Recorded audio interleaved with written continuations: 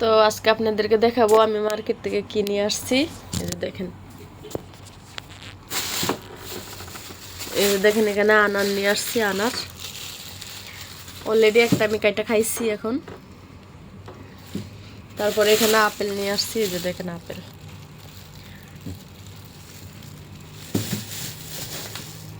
তারপরে নিয়ে আসছি এই যে দেখেন বিটফুট, শরীরে রক্তের জন্য বিটফুট।